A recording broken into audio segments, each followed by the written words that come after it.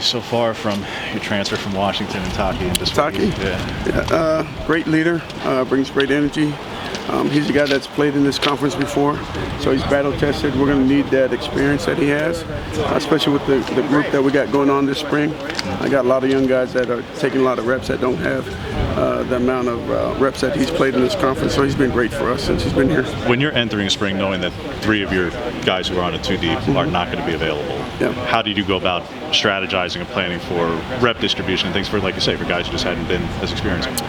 Yeah, just this is really a great opportunity for a lot of young guys to get reps, like Keanu Williams, Suavo Poti, all those type of guys, Mikael Afese, like all those guys, just trying to get them as many reps as they can.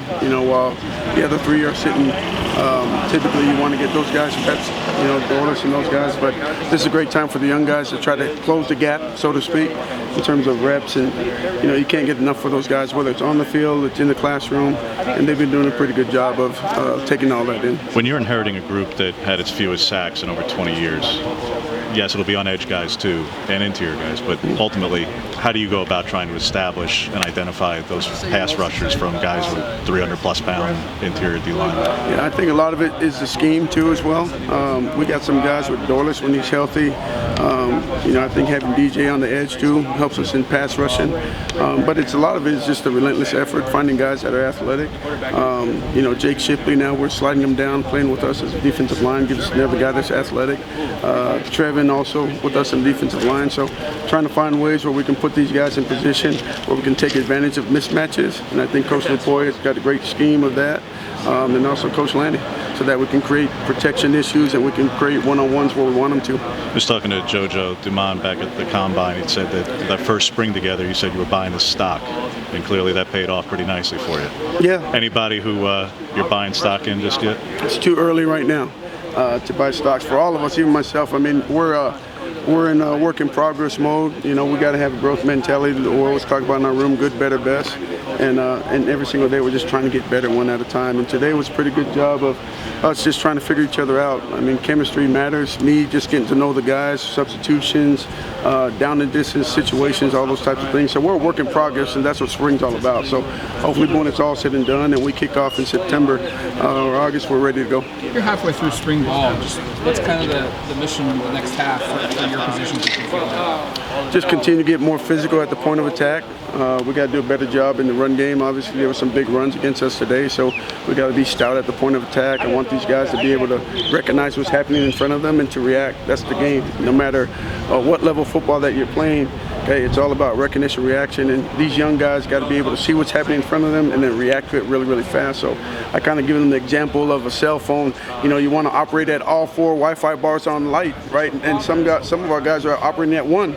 Okay, so my goal for them is how many bars can we light up before spring ball's over. You talked about 3 guys being out with injuries up front. That's also allowed the younger guys to get more reps. Have you seen someone grow with that extra reps that they've had? Dan mentioned maybe the rep count's maybe a little high than you would like, but are you seeing someone take advantage of those extra reps? Yeah, especially in the last couple of practices. I'm seeing guys like Keanu Williams grow.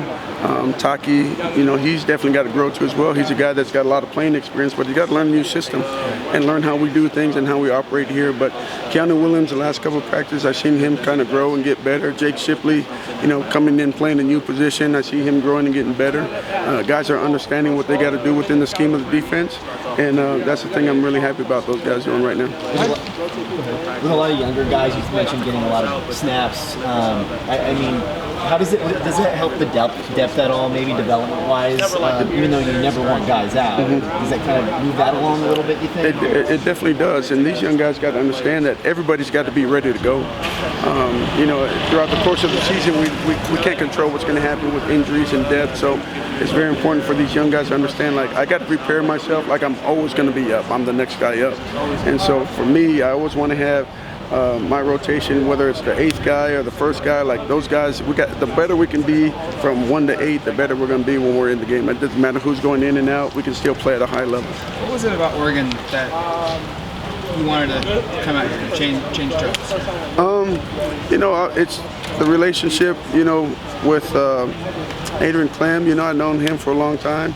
But being able to be with a defensive coach like Dan Lanning, Tosh McCoy, like those guys have done it at a high level, at an elite level on the defensive side, and I wanted to be a part of that. Oregon football has always been one of the top teams in the conference and won for a long time, so I wanted to be a part of that. So being able to come here and have an opportunity to win at a high level, get to the playoffs, win a conference championship, and also play elite defense, that's what really drew me here. I heard that when you were discussing the job, you were also driving to Texas in a really big van. I got to imagine, what was that kind of conversation like? It was pretty crazy. You know, my son played the night before in the JUCO National Championship in Arkansas, and we win, and we celebrate. I go to sleep, I wake up in the morning, I get a text message, and it's from Coach Lanning, Coach Tuioti. So we have all 9 in a 15-passenger van, and we're driving down, and we pull over, get some gas, and then we're sitting talking ball, and that's how it all kind of started.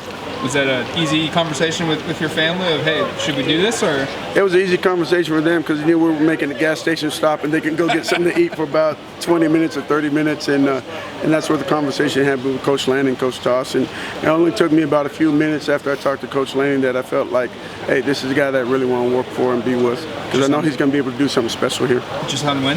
Yes. Yeah. Sorry if you've been asked this already, but just kind of assess like the defensive line as a whole, and what do you just kind of grade on as far as looking at certain players? You know, I'm looking for guys that play with hard effort. You know, guys that are relentless, guys that are tough. We're not even close to where we want to be at, and that's what spring ball is all about. I want the younger guys to continue to improve because they got to close the gap between the older guys that are not taking reps right now. And I think those guys are coming along. But as far as what I'm looking for specifically, guys that play hard, guys that play tough, guys that show up time and time again. What's the toughest thing at this point, too? Is it conditioning? Is it just learning the playbook?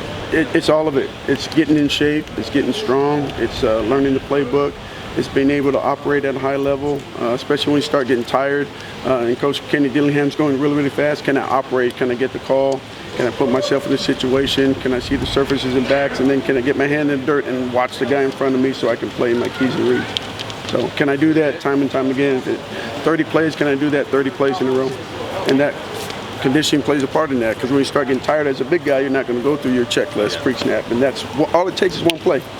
And it's a big play on the offense, and we give that up. So those are the things that I'm trying to help these guys understand, that all of it matters. You're talking about some of the guys, like say, outside of you mentioned Shipley in particular, or Trevin Mines. How do you?